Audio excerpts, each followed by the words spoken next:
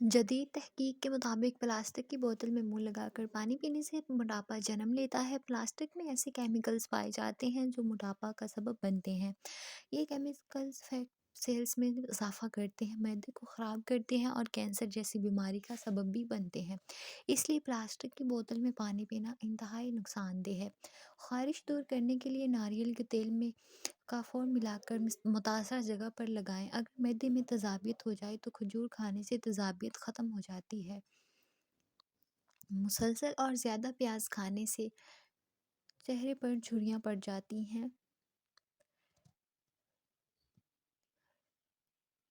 چنے اور جو کا آٹا ملا کر روٹی پکانے سے شوگر کنٹرول رہتی ہے۔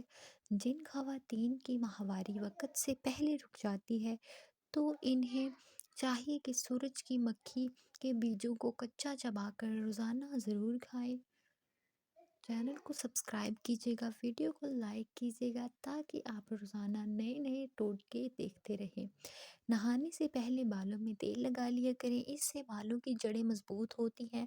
چھری چمچ جیسی چیزوں میں پر زنگ لگ جائے تو میٹھا سوڈا اور سرکہ اور جس چیز سے برتن دھوتے ہیں ان تینوں کو ملغوبہ سا ملا لیں اور برتنوں پر لگا کر 1-2 گھنٹے کے لیے چھوڑ دیں اور پھر پانی سے دھو لیں، زنگ سے نجات مل جائے گی۔ اگر آپ کے چہرے پر جلنے کے نشان ہیں تو ملتانی مٹی کو لیمن کے رس اور وٹامن ای کے ساتھ ملا کر لگائیں، چند دنوں میں نشانات ملے ہونے لگیں گے۔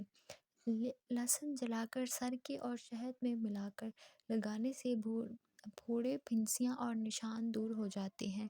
کاجو کا باقاعدہ استعمال شوگر کے مریضوں کے لیے فائدہ مند ہے۔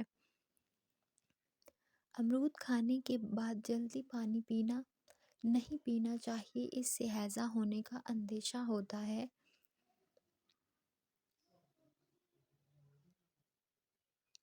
بیٹھ کر جھاڑو لگانے سے خواتین کو کبھی بھی ریڑھ کی ہڈی کی بیماری اور تکلیف لاحق نہیں ہو سکتی۔ اللہ حافظ۔